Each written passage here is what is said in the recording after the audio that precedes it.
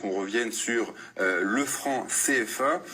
Comment expliquez-vous que les chiffres du franc CFA ne figurent pas dans les bilans publiés par la Banque de France? Je ne l'explique pas, en tout cas aussi, il y a une explication peut-être. Il y a des chiffres qui figurent, qui ne sont pas les bons, parce qu'on ne fait figurer par exemple que ce qu'on considère comme visible, c'est-à-dire les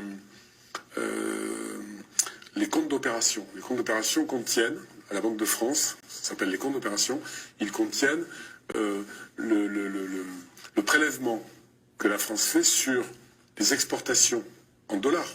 Les exportations se font en dollars dans le monde, c'est la monnaie du commerce international. Donc par exemple le pétrole vendu par tel pays africain, un des 14 pays concernés, l'or, le cacao, le manganèse, l'huile de palme, les VA, sont payés en dollars par les acheteurs dans le monde entier. Ces dollars-là, jusqu'à 1974, je crois, 100% entraient en France. Donc on était exportateur de toutes ces matières-là, sans en être producteur. Et depuis, ensuite, c'est passé à 65%. Aujourd'hui, c'est la moitié, 50%, qui entre dans les caisses de la Banque de France et surtout dans les comptes du budget de la France. Ce qui est particulier, c'est ça.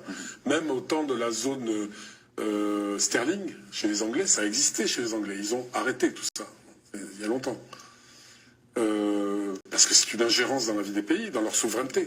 La monnaie, c'est la souveraineté. Oui, les anciennes colonies anglaises ont des monnaies nationales. Oui, nationales. Et même au temps de la sterling, c'était déposé à la Banque d'Angleterre, certes, mais ils pouvaient récupérer leur argent à tout moment. Ça n'était pas intégré au budget britannique.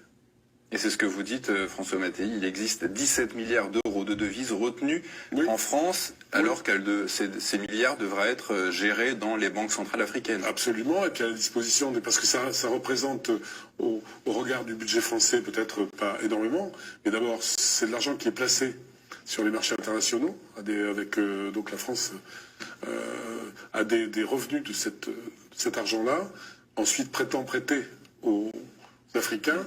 Mais je vais vous dire en 2 mots, c'est très simple. Vous avez des comptes d'opération de tous les pays africains, 14 pays. Quand la Côte d'Ivoire, il y a des pays qui sont toujours en positif sur leur compte. Il y en a qui sont toujours juste ou en négatif.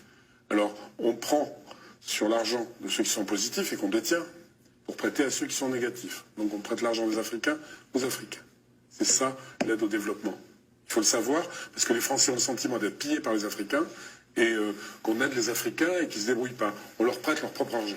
Que ce soit clair, c'est la vérité.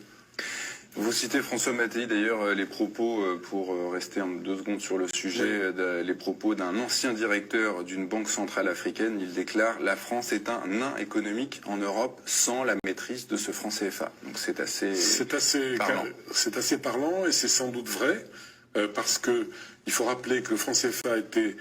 On ne va pas remonter à la création du franc CFA. Au début, on a indemnisé les gens qui avaient des esclaves dans les colonies. On leur a donné de l'argent. Et avec ça, on a fondé une banque à Dakar. Et de cette banque est sorti le franc CFA. Donc quand même, l'origine du franc CFA est assez particulière. C'est d'ailleurs le franc des colonies françaises d'Afrique, CFA.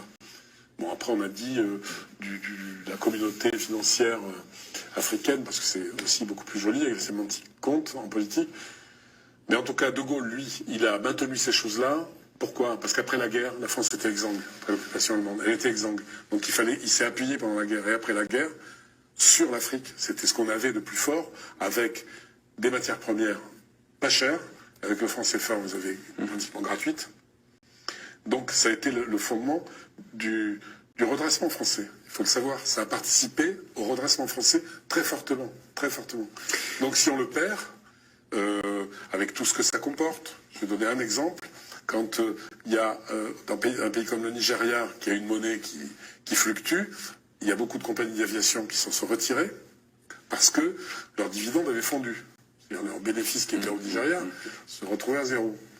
La France a négocié, et bien dans les pays du franc CFA, ça ne varie pas. C'est-à-dire que les entreprises françaises peuvent investir, savent qu'elles vont retrouver à terme leur argent. Donc c'est aussi une grande sécurité pour les groupes français